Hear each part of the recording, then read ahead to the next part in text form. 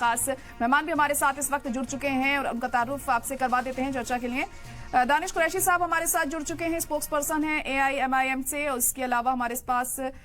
शान खान साहब जुड़ गए हैं जो कि स्पोक्स पर्सन है कांग्रेस पार्टी से। अश्विनी शाही जी बीजेपी नेता हमारे साथ इस वक्त जुड़ चुके हैं। वहीं निरंजन पोद्दार जी भी जुड़ गए हैं जो कि पॉलिटिकल एनालिस्ट हैं। आप सभी का बहुत इस्तकबाल है सलाम टीवी में। निरंजन पोद्दार जी, आपको क्या लगता है जो हालात इस वक्त हिमाचल में बने हुए हैं, मस्जिद के इस मामले को लेकर एहतजाज आज भी वहां पर किया जाएगा, महज सियासत ये हो रही है या फिर वाकई जो तमाम चीजें सामने आ रही हैं कुछ ना कुछ गड़बड़ इसमें देखने को मिल रही है या अवैध तरीके से ये निर्माण हो रहा है? क्या कहेंगे आप? देखिए जाहिरा जी, अगर आप मेरा अपना विचार पूछेंगे तो मैं इस चीज को 3 पहलुओं से देख रहा हूँ। पहला पहलू जो है वो है वैधानिक यानी कि कानूनी, दूसरा पहलू है सामाजिक और तीसरा पहलू है राजनीतिक। अगर आप मेरे को अनुमति देंगी तो मैं तीनों पहलुओं की चर्चा करके आपको बताऊंगा। पहला पहलू जिस तरीके से कानूनी पहलू है, तो इस चीज को आपको समझना चाहिए कि तमाम राजनीतिक पार्टियां इस पक्ष की या उस पक्ष की जो भी कर रही हैं, सारे के सारे आजकल तो एक फैशन सा बन गया है कि संविधान हाथ में लेकर के राजनीति करना। अब बेशक उस संविधान के क्या लिखा हुआ है ना उसको पढ़ना है, ना उसको मानना है, ना उसके ऊपर चर्चा करनी है, केवल और केवल उस संविधान को दिखा करके लोगों को बहकाना है। ये बात इसलिए कह रहा हूं क्योंकि आप मुझे एक बात बताइए, अभी आपने मस्जिद के जो मौलाना थे उनसे भी आपने आपके कोरेस्पोंडेंस ने उनसे भी चर्चा करी। उन्होंने कहा कि 3 मंजिल तो नक्शा पास है, ऊपर के 1.5-2 मंजिल है वो अवैध भी हो सकती है। मतलब स्वयं जो निर्माण करवाने वाले इस बात को कह रहे हैं कि हमने अवैध निर्माण इसके अंदर करवाया है। तो कानूनी पहलू तो यहाँ पे आ गया कि भाई अगर आप संविधान के मानने वाले हैं, या जिस तरीके से ओवैसी साहब बार बार संविधान की दुहाई कहते हैं या यूं कहें संविधान के सबसे बड़े चौकीदार अपने आप को कहते हैं, तो फिर उनको स्वयं आगे आकर के ये कहना चाहिए था कि आपको ऐसा काम नहीं करना चाहिए था, और अगर आपने ऐसा काम किया है यानी कि अवैध निर्माण करवाया है तो उसको आप अपने पास से ठीक करिए, ना नगर निगम की जरूरत है ना किसी सरकार के पास जाने की जरूरत है। पहली बात। दूसरी बात, इसी के अंदर मैं बोल रहा हूं कि आप ये देखिए जिस तरीके से ये मामला 2010 से जो नगर निगम आयुक्त यानी कि म्युनिसिपल कमिश्नर है उसके यहाँ लंबित है। मुझे एक बात बताइए जाहिरा जी, उसके यहाँ ये मामला पिछले 14 साल से लंबित क्यों है? क्या उनको समय नहीं है या उनको समझ नहीं है या क्या समस्या है? उसके अंदर भारतीय जनता पार्टी की भी सरकारें रही, उसके अंदर कांग्रेस की भी सरकारें रही। तो कहने का तात्पर्य ये है कि यहाँ पे कानूनी चीज को पेच फंसा के रखना है ताकि समाज के अंदर एक वैमनस्य की स्थिति उत्पन्न हो। अन्यथा मेरे हिसाब से इसका ऐसे मामलों का अगर त्वरित फैसला किया जाए कानूनी रूप से तो वो समस्या वही समाप्त हो जाती है। तो ये तो होगा कानूनी मैटर। अब रही बात सामाजिक, तो देखिए जाहिरा, आपको एक चीज मैं बताऊं, जब हम समाज के अंदर हैं, जब हमें लगता है कि भाई समाज के अंदर कुछ ना कुछ इस समय समझ लीजिए एक वायरस फैल रहा है या एक बीमारी फैल रही है या यूं कहें कि पोलराइजेशन हो रहा है, तो हमारी जिम्मेदारी बनती है कि हम समाज के साथ समन्वय बना करके और जो हमारे जो हक और दायरे में है उस चीज को हम वहां पे तामीर करें। क्योंकि उसके अंदर अगर मान लीजिए हम जो एक परिपाटी चलती आ रही है कि भाई कहीं भी कुछ भी बना दो और धार्मिक मामले से जोड़ दो, कोई चू नहीं बोलेगा और बोलेगा तो उसके ऊपर कंट्रोवर्सी खड़ी करके और हम कहीं ना कहीं बच के निकल जाएंगे। तो अब आपको ये चीज समझनी पड़ेगी कि जिस तरीके से सोशल मीडिया का जमाना है और आज की तारीख में डे टू डे बेसिस पे हर आदमी हर खबरों से अपडेट हो रहा है और अपनी प्रतिक्रिया दे रहा है, तो ऐसी परिस्थितियों में मेरे हिसाब से चाहे मंदिर हो, चाहे मस्जिद हो, चाहे गुरुद्वारे हो और चाहे गिरजाघर हो, सभी को इस चीज का ध्यान रखना चाहिए कि जो हम लोगों को एक रास्ता दिखाने की बात करते हैं, हम उनको एक सत्कर्म मार्ग बताने की बात करते हैं, पहले हमें उस सत्कर्म पे उस सही मार्ग पे चलना चाहिए। ये हुई सामाजिक बात। और अब अगर बात करो राजनीतिक बात, तो देखिए निश्चित रूप से आपकी बात बिल्कुल सही है कि अगर इस शुद्ध रूप से राजनीतिक रूप से मैं इस चीज को देखता हूं, और वो इसलिए क्योंकि किसी को राजनीति धर्म की सूट करती है, किसी को राजनीति जाति की सूट करती है। आज की तारीख में जो राजनीति विकास की होनी चाहिए उसके ऊपर कोई चर्चा नहीं करता, ओवैसी साहब हो और चाहे भारतीय जनता पार्टी और चाहे कांग्रेस हो। क्योंकि ये बात मैं इसलिए कह रहा हूं कि आप मुझे एक बात बताइए कि भारतीय जनता पार्टी की भी अब से लगभग 2 साल पहले भारतीय जनता पार्टी के जयराम रमेश जी वहां पे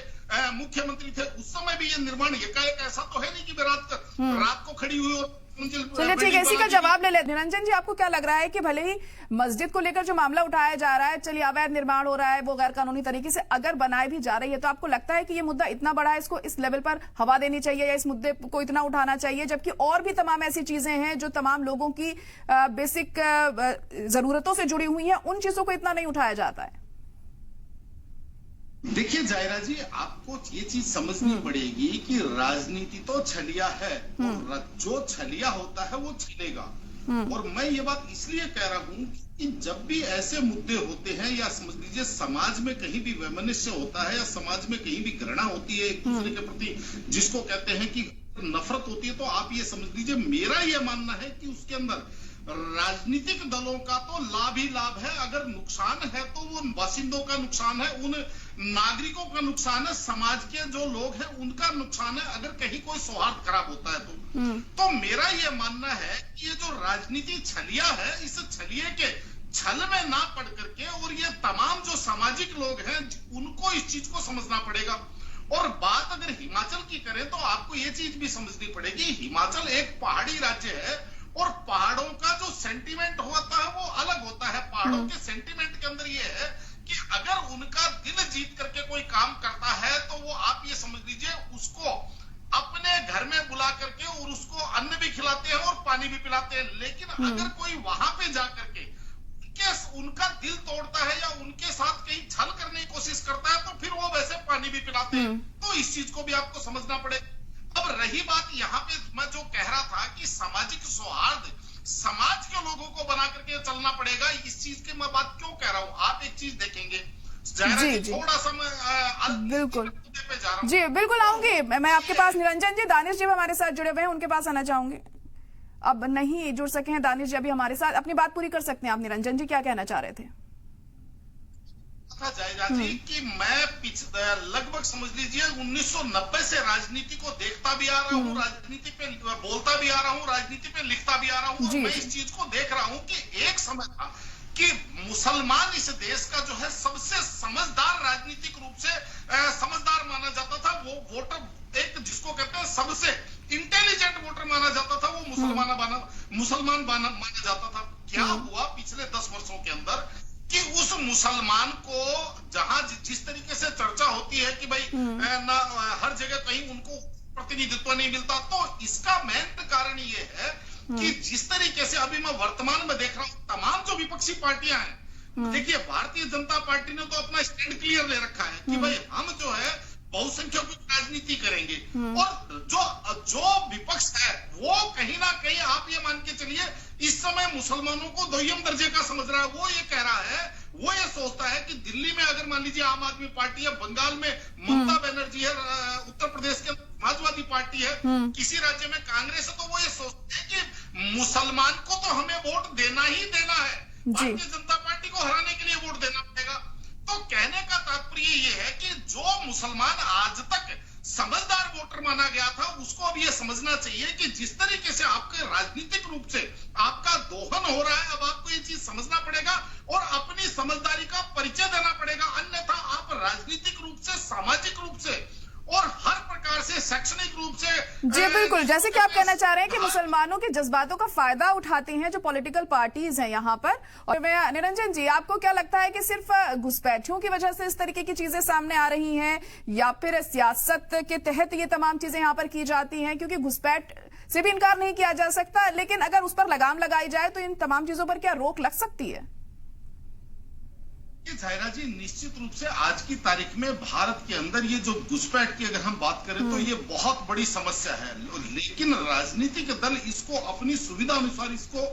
व्याख्या करते हैं, इसके अंदर अपने विचार रखते हैं, इसके अंदर अपनी सुविधा अनुसार जैसे उनको राजनीति सूट करती है वो उसी प्रकार की लाइन लेकर के चलते हैं। अब यहाँ पे जो चर्चा चल रही थी कि भाई घुसपैठ ये भारत में कैसे जाते हैं, आपको ये चीज भी समझनी पड़ेगी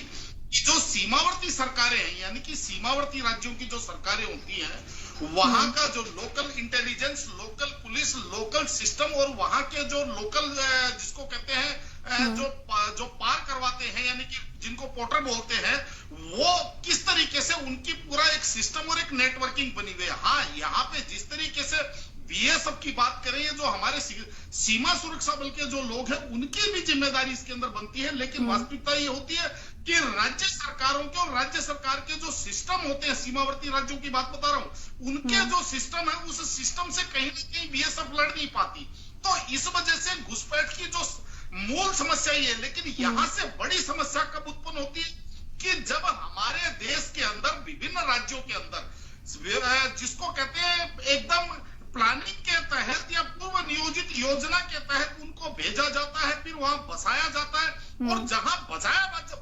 जाता है वहां पे पूरी की पूरी मशीनरी और पूरा का पूरा नेटवर्क उसके लिए काम करता है और वहां पे सारी व्यवस्थाएं करते हैं, चाहे उसकी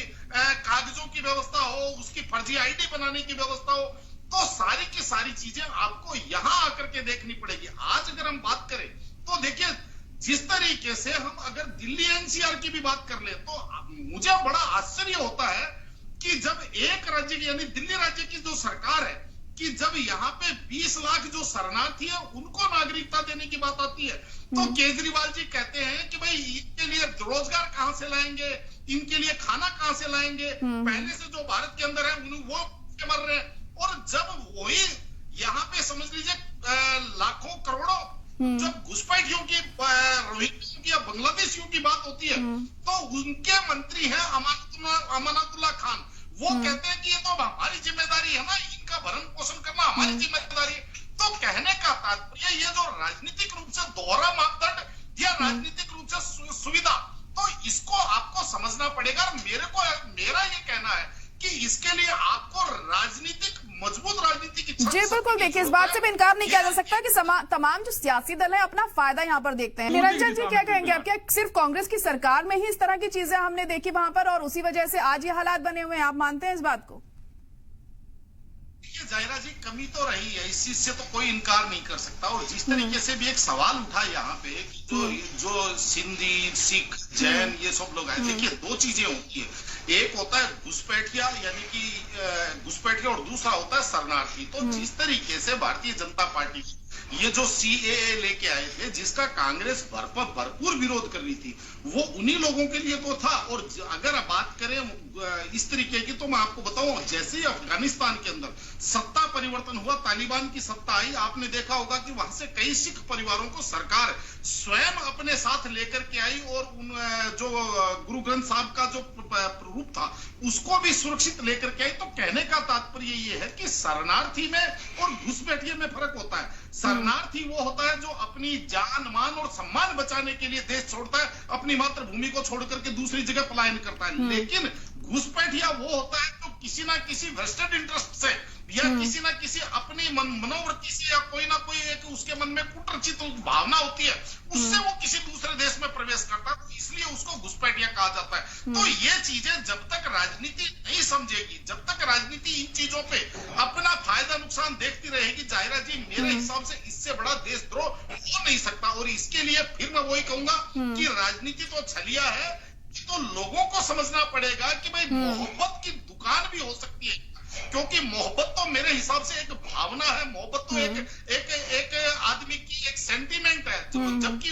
दुकान जिसको हम बोलते हैं वो तो खरीद फरोख्त और वो तो लाभ हानि की चीज होती है। तो कहने का तात्पर्य जहां पे लाभ हानि जुड़ जाए वहां पे प्रेम नहीं हो सकता, और जहां पे प्रेम होता है वहां लाभ हानि नहीं देखी जाती। तो मेरा तो इतना ही मानना है कि राजनीति को इन सब चीजों को देखना पड़ेगा, समझना पड़ेगा। राष्ट्र धर्म और राज धर्म दोनों के बीच में आपको बारीक जो लाइन है उसको आपको मेंटेन करके रखना पड़ेगा, तभी मेरे हिसाब से ये देश आगे बढ़। चलिए ठीक है निरंजन जी, एक लास्ट रिएक्शन आप भी दे दीजिए कि इसको लेकर आपको लगता है कि आवाम को सबसे ज्यादा सतर्क होने की जरूरत है कि कौन क्या कह रहा है और कौन वाकई में आपके लिए काम कर रहा है, ये देखना जरूरी है।